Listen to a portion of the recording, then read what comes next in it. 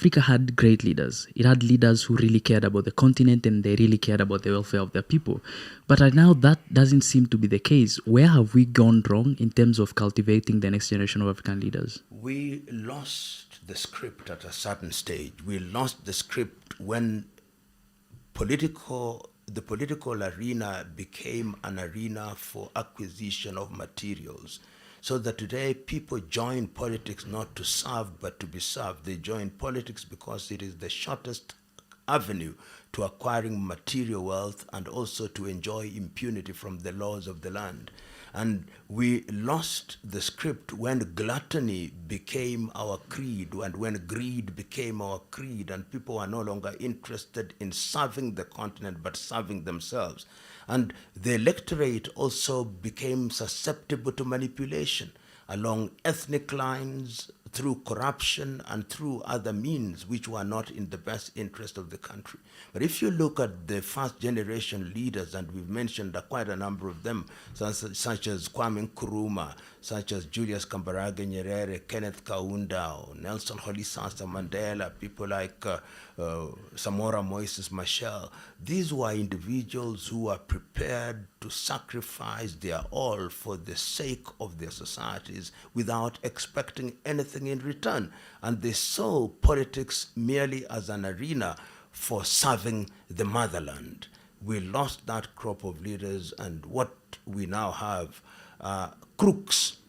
Many of them are. Of course, there are few exceptions to the general rule, but the bulk of them, 90% of those who occupy positions of power in Africa today, have no interest in the continent of Africa.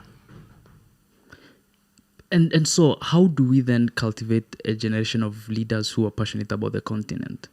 You know, there is something that the former president of Philippines, Corazon Cojuangco Aquino, said, that when a society has no values, then what is called democracy is nothing but a confederacy of fools.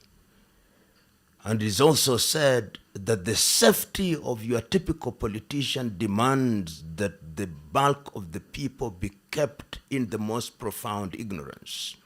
How do we change our society? Through knowledge. When the people have knowledge and information, then they can make demands of those who are in positions of leadership. Many of young people and people in Africa have been lulled into a false sense of security. Koigi Wawamwere, a Kenyan politician and one-time activist, has written a book which I commend to Africans, although it is specifically about Kenya. It says, "Towards Genocide in Kenya, the Curse of Negative Ethnicity." And he says that your typical African politician is an ethnic warlord. And what he or she does is to hypnotize the population from his ethnic group by telling them that the other ethnic group is your enemy. And once they are hypnotized, then they are weaponized for the purpose of use and manipulation in the political process. In order, therefore, to liberate society, you must give people information. Because once people have information, then they are able to tell the difference between what is good and what is bad, and they are able to demand that their taxes be utilized for their benefit. And that is why education for young people is very critical. Not a accumulation of information. That is not education. Education must transform your mind and heart and enable you to make sensible judgments. Once we do that, we are going to change societies. And we saw it in the Arab Spring. We saw it in the End SARS movement in Nigeria. And it can still be done if you educate, and it must be done.